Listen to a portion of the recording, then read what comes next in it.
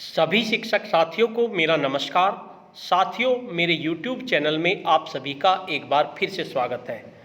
साथियों, जब तक हमारे विद्यालय में बच्चे आने शुरू नहीं होते तब तक हमें शिक्षण योजना बनानी है, क्योंकि जैसे ही विद्यालय में बच्चे आने शुरू होंगे हमें शिक्षण योजना बनाकर शिक्षण कार्य करना है। उसी के क्रम में आज की इस वीडियो में हम कक्षा 5 का शिक्षण योजना बनानी सीखेंगे। साथियों, मुझे ये शिक्षण योजना विनीता जी ने फतेहपुर से भेजी है। काफ़ी अच्छी शिक्षण योजना बनाई है इन्होंने हमारे परिवेश की। ये हमारी कक्षा 5 हमारा परिवेश की शिक्षण योजना है। विनीता जी ने इस परियोजना को बनाने में काफ़ी अच्छी मेहनत की है, उसके लिए मैं उनको धन्यवाद करता हूं, और उन्होंने मुझे उपलब्ध कराई, इसलिए भी मैं उनको धन्यवाद करता हूं। मैं चाहता हूं कि किसी एक शिक्षक की मेहनत से 100 शिक्षकों का फ़ायदा हो जाए तो ज़्यादा बेटर है, क्योंकि अगर हम शिक्षण योजना जहां पर ज़्यादा टीचर नहीं है, कम टीचर हैं और बच्चे ज़्यादा हैं, तो अगर वहाँ पर शिक्षक शिक्षण योजना बनाने में ज़्यादा मेहनत कर देंगे तो शायद वे शिक्षण उतना अच्छा नहीं कर पाएंगे। इसलिए पहले ही शिक्षण योजना बना के रख ली जाए, और जैसे ही बच्चे हमारे विद्यालय में आए तो शिक्षण योजना के अनुसार ही शिक्षण किया जाए। तो वीडियो शुरू करने से पहले मैं आपको बता देना चाहता हूँ कि मैं इसी तरह की इन्फॉर्मेटिव वीडियो, जैसे बेसिक शिक्षा विभाग से संबंधित वीडियो, लेसन प्लान से संबंधित वीडियो या ऑनलाइन प्रोसेस से संबंधित वीडियो एक प्लेटफार्म पर डाल देता हूं। मैंने एक व्हाट्सएप ग्रुप बनाया हुआ है। अगर आप चाहते हैं कि आपको सभी इन्फॉर्मेटिव वीडियो एक प्लेटफार्म पर मिले तो उसके लिए मेरे व्हाट्सएप ग्रुप को ज्वाइन कर सकते हैं आप, और ग्रुप का लिंक आपको इस वीडियो के डिस्क्रिप्शन बॉक्स में मिल जाएगा। तो चलिए शुरू करते हैं हमारी शिक्षण योजना कक्षा 5 हमारा परिवेश। हमारा प्रकरण है परिवार कल, आज और कल। तो देखिए किस तरह से शिक्षण योजना बनाई है। विनीता जी ने ये शिक्षण योजना 2 पार्ट्स में डिवाइड किया है, यानी कि बड़ी शिक्षण योजना है, इसलिए इसे 2 कार्य दिवस में डिवाइड किया है। आप चाहें तो इसे 2 कार्य दिवस में डिवाइड कर सकते हैं, आप चाहें तो इसकी 2 शिक्षण योजना बना सकते हैं। तो सबसे पहले एक टेबल बनाएंगे जिसमें दिनांक, कक्षा, विषय और समय। आप चाहें तो प्रकरण यहाँ पर लिख सकते हैं, नहीं तो नीचे लिख दिया जाएगा प्रकरण। तो दिनांक में आप जब भी डालेंगे जब आप इस बच्चों को पढ़ाएंगे। कक्षा में 5, विषय में हमारा परिवेश, प्रकरण में कल, आज और कल, और समय 40 मिनट। उसके बाद आपका पहला कॉलम आता है प्रकरण। प्रकरण में आपका आ जाएगा परिवार कल, आज और कल। उसके बाद आता है लर्निंग आउटकम्स। 3 लर्निंग आउटकम्स लिए गए हैं। पहला लर्निंग आउटकम है परिवार में होने वाले विभिन्न बदलावों को और उनके कारण बता देते हैं, यानी कि बच्चे परिवार में जो बदलाव होते हैं उनके बारे में जानते हैं और उनके कारण बता देते हैं कि बदलाव क्यों हुआ। दूसरा लर्निंग आउटकम है अपने गांव में किसी अन्य जगह से आकर बसने वाले लोगों की सूची बना लेते हैं। तीसरा लर्निंग आउटकम है अपने गांव में होने वाली किसी भी शादी में क्या क्या देखते हैं उसे लिखकर बता देते हैं, जैसे दूल्हा दुल्हन, बाजा, बारात, खाना, मिठाई आदि। नेक्स्ट आता है आपका सीखने सिखाने की सामग्री। तो सीखने सिखाने की सामग्री में दीक्षा ऐप पर उपलब्ध सामग्री का यूज करेंगे हम। परिवार के प्रकार का चार्ट हम यूज करेंगे, यानी कि 2 सीखने सिखाने सामग्री में आपका दीक्षा परिवार में जो उपलब्ध सामग्री है उसको उपलब्ध यूज कर लेंगे, और परिवार के प्रकार का चार्ट बना लेंगे कि प्रकार किस किस तरह के होते हैं। इस तरह का चार्ट आपको मिल जाएगा, अवेलेबल हो जाएगा। आप बाजार से लेके आएंगे तो जैसे संयुक्त परिवार, एकल परिवार जिसमें माता पिता और बच्चे होते हैं, जिसमें दादा दादी होते हैं, इस तरह के परिवार का चार्ट आपको मिल जाएगा। नेक्स्ट आता है सीखने सिखाने की प्रक्रिया या गतिविधियाँ। तो इसमें प्रथम दिवस शुरू होता है। आप चाहें तो ये जो आपने लर्निंग आउटकम्स है इनको 2 पार्ट में डिवाइड कर देंगे। पहले दिन में एक लर्निंग आउटकम्स ले लेंगे या 2 ले लेंगे, और दूसरे दिन में दूसरे लर्निंग आउटकम आप ले लेंगे। और उसके बाद प्रथम दिवस में आता है तो इसके 4 कॉलम बनेंगे, क्रम संख्या, चरण, समय और आकलन का तरीका।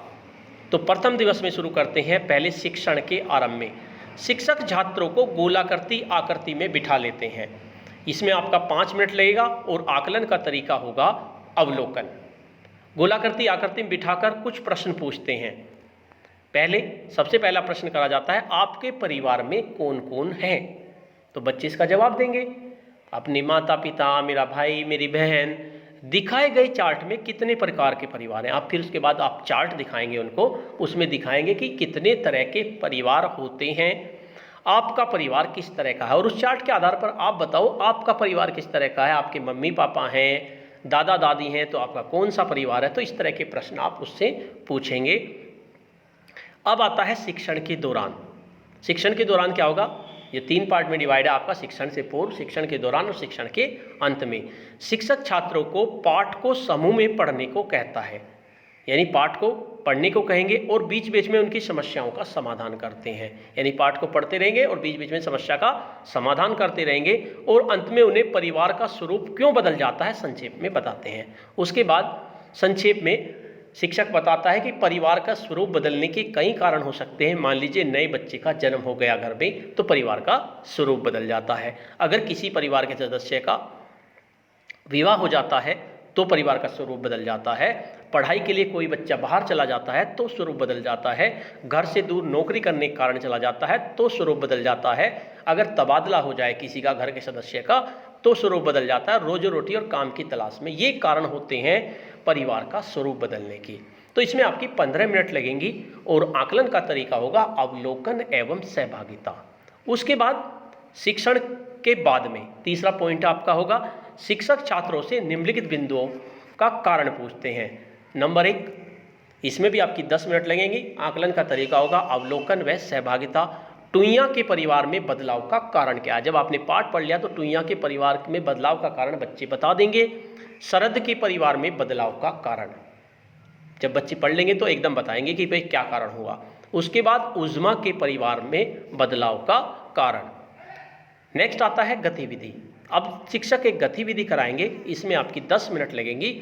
शिक्षक छात्रों को गोले में बैठाकर कैसे बदले परिवार कविता का वाचन करता है। अवलोकन एवं सहभागिता 10 मिनट लगेंगी। शिक्षक एक कविता सुनाते हैं बच्चों को, कैसे बदले घर परिवार। कैसे बदले घर परिवार का रूप, आओ मिलकर जाने हम। कैसे बदले घर परिवार का रूप, आओ मिलकर जाने हम। शादी विवाह है पहला कारण, नए सदस्य के रूप में दुल्हन आती नए घर। यानी कि पहला कारण जो है आपका इस तरह शिक्षक बताएंगे। दूजा कारण जाने हम, नए बच्चे का जन्म मान्यवर, गूंजता किलकारी से घर आंगन।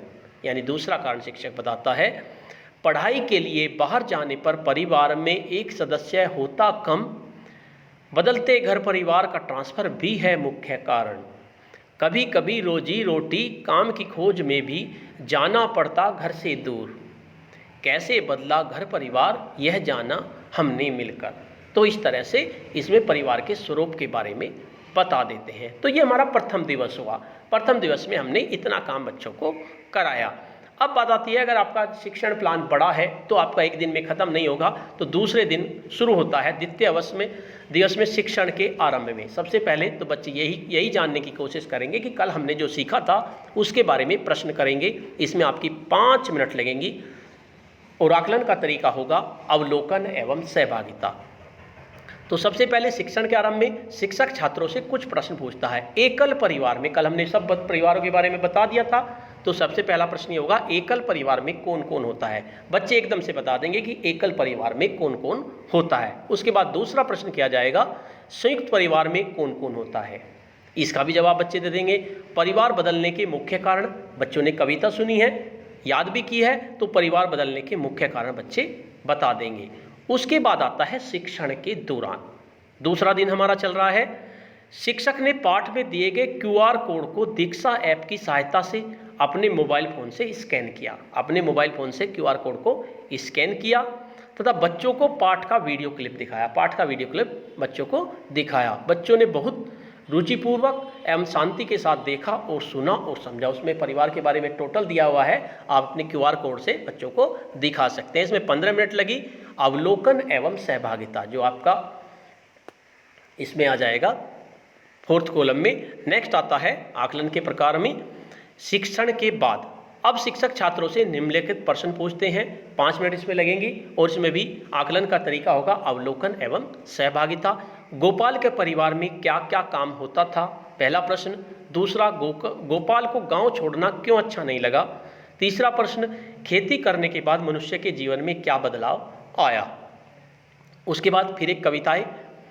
गत शिक्षक छात्रों को समूह में बैठाकर कैसे बदले परिवार कविता का पुनः सस्वर वाचन कराता। उसके बाद शिक्षक फिर दोबारा से जो हमने कविता पहले पढ़ी थी उसका पुनः सस्वर वाचन कराते हैं, जो हमने कविता पिछली देखी इस तरह से। कैसे बदले घर परिवार का रूप, आओ मिलकर जाने हम। शादी विवाह है पहला कारण, नए सदस्य के रूप में दुल्हन आती नए घर। दूजा कारण जाने हम, नए बच्चे का जन्म मान्यवर, गूंजता किलकारी से घर आंगन। पढ़ाई के लिए बाहर जाने पर परिवार में एक सदस्य होता कम। बदलते घर परिवार का ट्रांसफ़र भी है मुख्य कारण, कभी कभी रोजी रोटी काम की खोज में भी जाना पड़ता घर से दूर। कैसे बदला घर परिवार यह जाना हमने मिलकर। इस तरह से आप कविता उसे सिखा देंगे। काफ़ी अच्छी कविता का यूज किया है विनीता जी ने। मैं विनीता जी को एक बार फिर से धन्यवाद देना चाहूँगा। विनीता जी काफ़ी होनहार शिक्षक हैं फतेहपुर से। उन्होंने ये मुझे शिक्षण योजना उपलब्ध कराई, जिसकी वजह से आप लोगों को इसका फ़ायदा हो रहा है। अगर आपके पास भी कोई बेहतर प्लान है तो मुझे मेरे व्हाट्सएप नंबर पे दीजिए, मैं उसको अपने चैनल पे अपलोड करूँगा, जिससे कि बाकी शिक्षक साथियों का इससे फ़ायदा हो सके। तो उसके बाद इसमें 10 मिनट लगेंगी, अवलोकन सहभागिता। उसके बाद गृह कार्य देंगे बच्चों को। अपने दादा दादी या नाना नानी से पता कीजिए जब उनकी उम्र के थे तब उनके परिवार में कौन कौन था। बच्चों को ये प्रश्न देंगे तो बच्चे अपने दादा दादी से पूछ के आएंगे। अपने परिवार का एक पारिवारिक वृक्ष बनाओ। अपने परिवार का वृक्ष बनाना है, बच्चों को बता दिया जाए किस तरह से वृक्ष बनाना है। ऊपर माता पिता, उससे ऊपर दादा दादी, इस तरह से बच्चे। नेक्स्ट आता है आगामी शिक्षण योजना। शिक्षण के दौरान आने वाली कठिनाइयों के आधार पर शिक्षक आगामी शिक्षण कार्य योजना का निर्माण करता है। तो इस तरह से आपका ये कक्षा 5 का लेसन प्लान, यानी कि लेसन प्लान तो नहीं कह सकते अब इसको, ये शिक्षण प्लान है। शिक्षण प्लान कम हुआ, इसमें लर्निंग आउटकम्स हैं। इन लर्निंग आउटकम्स को आप 2 पार्ट में भी डिवाइड कर सकते हो और शिक्षण प्लान को आप 2 पार्ट्स में भी डिवाइड कर सकते हो। आप चाहें तो उसमें कुछ परिवर्तन कर सकते हैं। वैसे काफ़ी अच्छी शिक्षण योजना विनीता जी ने बनाई है। तो अगर आप चाहते हैं कि इस तरह की शिक्षण योजना आपके पास भी है और आप चाहते हैं कि उसे मैं अपने चैनल पे अपलोड करूं, तो आप उसको मुझे उपलब्ध कराइए, मैं चैनल पे अपलोड कर दूंगा। इससे क्या होता है, एक शिक्षक की मेहनत से कम 100 शिक्षक को फायदा हो जाता है। साथियों, हम सभी को मिलकर कार्य करना है, यानी कि हमें मिलकर शिक्षण योजना बनानी है। हमें जो एनर्जी शिक्षण योजना में वेस्ट करनी थी वो वेस्ट ना करके हम बच्चों को पढ़ाने में अपनी योजना वेस्ट करें, क्योंकि हम सरकारी शिक्षक हैं। इसलिए जैसे हमें आदेश मिलेगा उसके अनुसार हमें कार्य करना होगा। फिलहाल आदेश यही है कि आप शिक्षण योजना बनाकर शिक्षण कार्य करें। तो इसलिए शिक्षण योजना जब तक विद्यालय नहीं खुलते यानी बच्चे नहीं आते तब तक आप शिक्षण योजना बना लीजिए और मेरे साथ जुड़े रहिए। अगर आप चाहते हैं कि आपको इसी तरह की इन्फॉर्मेटिव वीडियो एक प्लेटफार्म पर मिले तो उसके लिए मेरे व्हाट्सएप ग्रुप को आप ज्वाइन कर सकते हैं। ग्रुप का लिंक इस वीडियो के डिस्क्रिप्शन बॉक्स में आपको मिल जाएगा। साथियों, आपको ये वीडियो कैसी लगी? अगर आपको ये वीडियो अच्छी लगी तो इस वीडियो को लाइक कीजिए, शेयर कीजिए और वीडियो पे कमेंट्स कीजिए। और अगर आप मेरे चैनल पे नए हैं तो चैनल को सब्सक्राइब कर लीजिए, जिससे कि नेक्स्ट वीडियो का नोटिफिकेशन आपको मिल सके। धन्यवाद।